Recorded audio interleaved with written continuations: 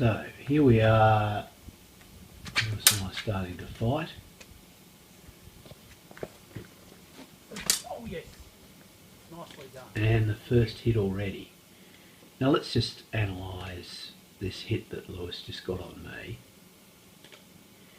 He starts off, he's coming in obviously guarded, as we've discussed in the cutting mechanics video. So he's in an inside forehand ward, he's cutting reverso, and I'm going into a forehand ward to guard that. So he drops his point underneath and comes underneath me, but I've got my body back far enough so that he can't hit me. He comes up into an imbricata guard, point forward guard, and I've now got the tempo and I'm starting to riposte. He's coming into true guard, but he realises that I've now changed my attack into a reverso, so I'm attacking to his outside. He moves up to guard the attack, and then he realises that he's just fractionally out of distance. Now I must missed him by millimetres, and he's just got his sword cocked and ready to go. I realise my danger. I start to plant my foot at the end of my attack, and I come back. It's too late for me to get my to step back, and I take the hit in the mask. Nicked it. Yeah, closed it, not me. Not enough.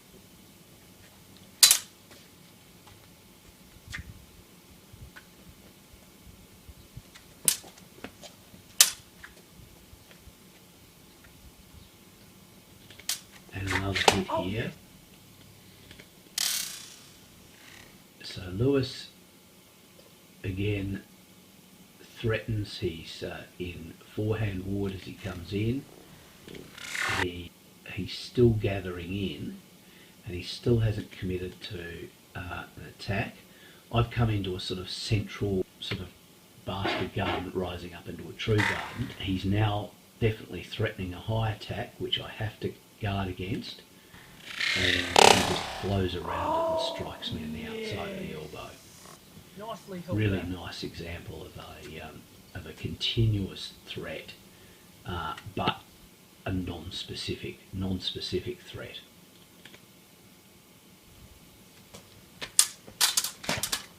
Yep. All right, third hit here.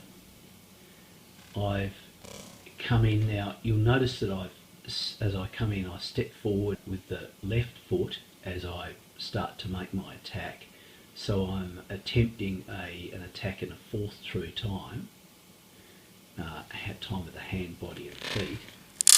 So as I step forward with my second foot, I'm swinging a reverso. Lewis comes in to parry that. So we've this point where both swords crossed point down, we're both going to attack again, and I end up striking into a parry that Lewis has made, a sort of St George ward, and he comes in and starts to grapple. Now he doesn't actually grab my hand, but he's just got enough of a purchase on my hand that he can hit me just in that fraction of a second that he's got control of my hand and able to hit me. Oh, Nice yes, deception nice. there from Lewis, and you might not even see it go home, but he threatens high, then comes underneath, and I realise the threat, but I'm just too slow to get there and cover it. Nice. I had to leave that to the absolute last second. Yeah, I thought I had it covered, and then you came under. That was beautifully done. Now, this is really disappointing. Oh yes, nicely done. I was obviously thinking too hard about what I was going to do in second intention, and I talked in the cutting mechanics video about the importance of not attacking with a round arm. And what do I do here? I attack with a big round arm, and what does Lewis do? As I come in, he just strikes and flies. Really nicely done, but a very disappointing bit of fencing from me. You can see constantly that we're oh, that was a nice exchange. You can see constantly that we're creating threats, Yep. and then I don't want to be rude. the initial apparent threat is just changing with the reaction into something else. Now here's another hit. So Lewis comes in, he seems to be threatening a mandrita or a downright blow, and I'm going to countercut, but then he changes through flows through imbricata into a garden. He deflects my countercut, and he's still coming forward, and he comes up, he threatens a mandrita. Now I know full well that he's going to deceive this, but again, just don't have the time, and he I was a bit short there. don't have the time. I have to parry to the inside. I know he's going to attack to the outside, but I don't have time to cover it, and I get hit. And finally I get one back. So I've made a little gathering step forward just so I can get a little bit of extra distance in my attack. I'm attacking here on a long pass. I drop my point into an imbricata thrust as I come in. Lewis covers that quite nicely, but because I've done such a long pass, our weapons are locked up, and I'm still advancing, and I'm able to get my sword back into action, and I strike Lewis on the mask at this point here.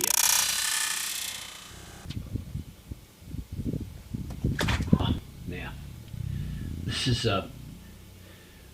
again one I'm pretty disappointed in. So Lewis is starting to attack, I'm starting to counter-attack, I'm slipping back, and he's just held his attack. I'm expecting him to swing through so that my attack can go home. He has just held his attack, and now he comes through finally. Once I've committed myself, once my sword swung through sufficiently, he completes his attack. It's a really nice example of what in modern fencing would be called broken time. Ah, yes.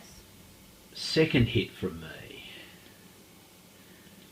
So what's happening here is Lewis starts to make an attack, and he's starting to move his foot forward, and I've slipped back into garden, but I've immediately come up into the preparations for a cut, so I've slipped back quite deeply, and Lewis, realising that if he completed his cut it would fall short, he starts to make a second foot movement forward and just comes into my distance, and I'm able to hit him. So in effect that was a false time.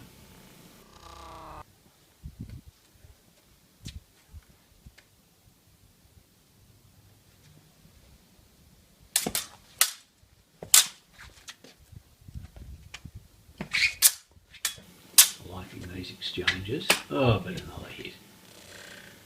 Right, so Lewis is attacking. Which side is he coming? It's not immediately apparent. He seems to be coming in very vertically.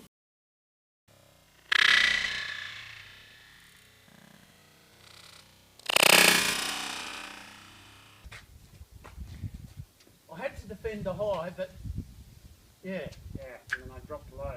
yeah.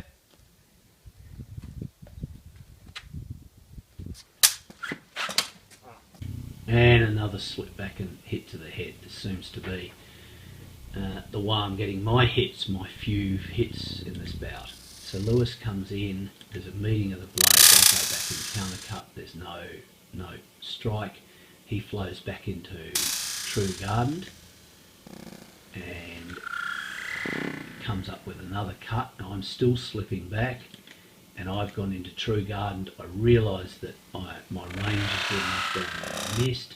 I'm only barely missed. He just misses my belly on distance and just misses my arm as I'm coming over. I must have paused that ever so slightly as I was coming through, so I was trying to hit my arm as well, and I managed to hit him on the head.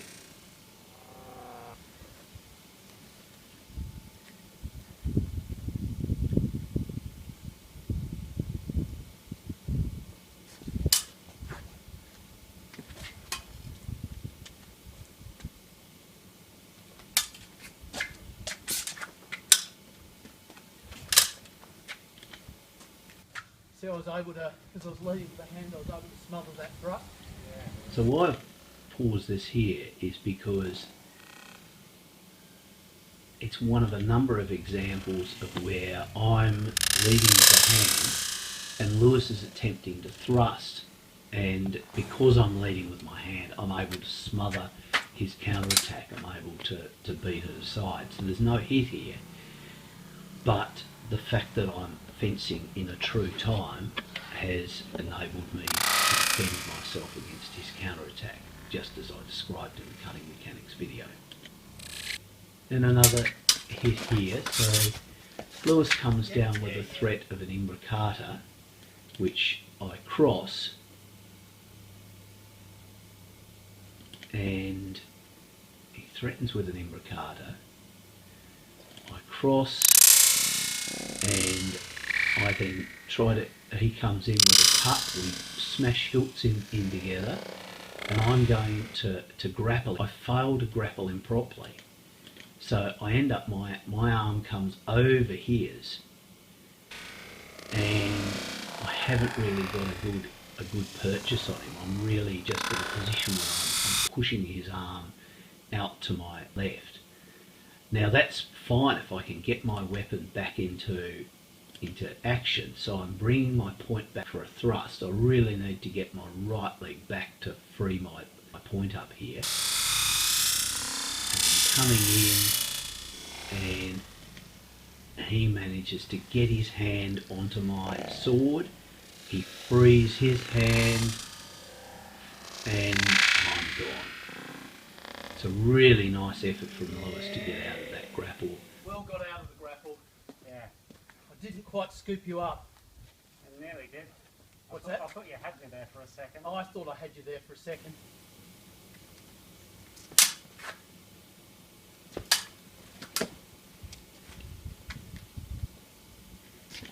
Another slip back. This seems to be my technique for today.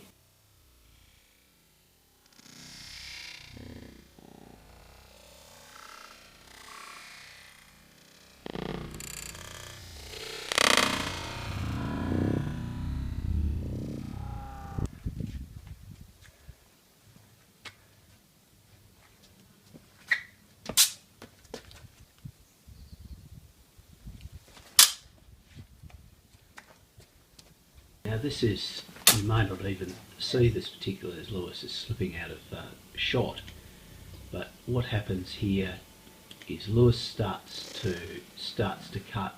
We're both actually starting to cut. My body weight's coming forward, so we're both cutting simultaneously. Lewis is coming in rather flatter than I am, so I strike heavily into his sword, knock it aside, and strike into his mask.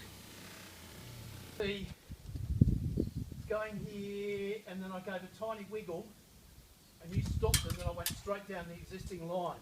Yeah. Nicely done. All right, one more. Oh yeah?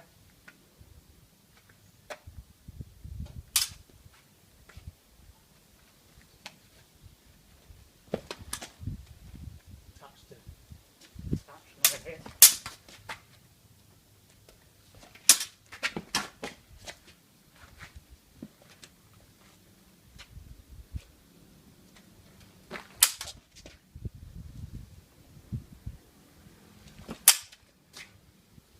Nicely parried.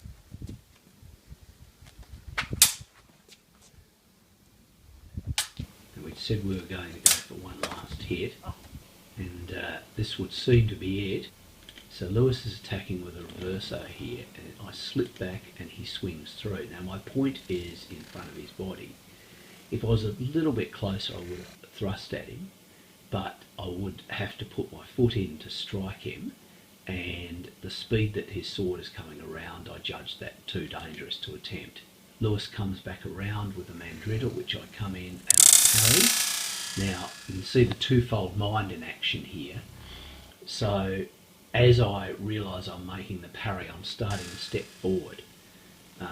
So out of my defence is flowing an offence, and I'm cutting around with a reverso, but he's able to, as I strike him in the flank, he's able to hit me in the head, and unfortunately it ends up being a double. So we decide to go for one more. Now I was so disappointed in this hit, I demanded that we do one more. So what's happening here? Lewis is attacking just as I'm finishing an action. He comes in, he draws the defence to the inside and just strikes straight to the outside. Let's not end on that one, that was so Deception. disappointing. Really sweetly I done. stood there and go, here.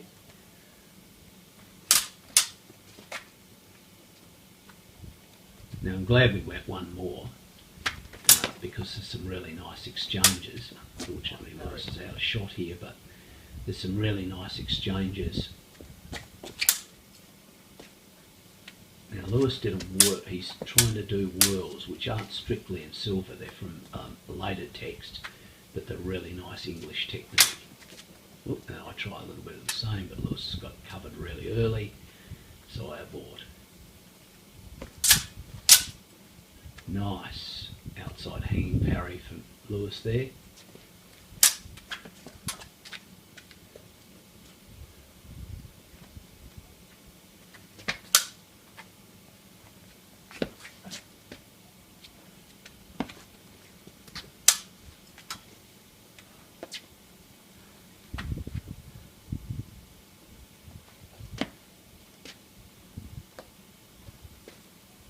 Tell me what you're finally going to do.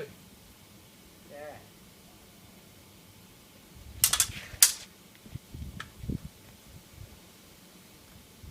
Here comes the last attack, Yes. and Lewis gets me again. So what's happening here? He's leading with his hand, he comes in, I'm trying to thrust to the underside of his arm. He's pretty much got it covered. I'm not going to, as you can see, I'm not going to hit his arm. He's dropped his hand, he's covering with the basket, but he drops his hand even more. He comes through into what's called a whirl. He whirls his sword around through a bastard garden position and comes up and hits me on the outside of the wrist. Really nicely done. Nice whirl. That was a nice exchange. So hopefully what you've seen in the last few minutes of bouting is how the mechanics explained in the previous video on Silver's cutting mechanics work in practice, and just how effective they are. Thanks for watching.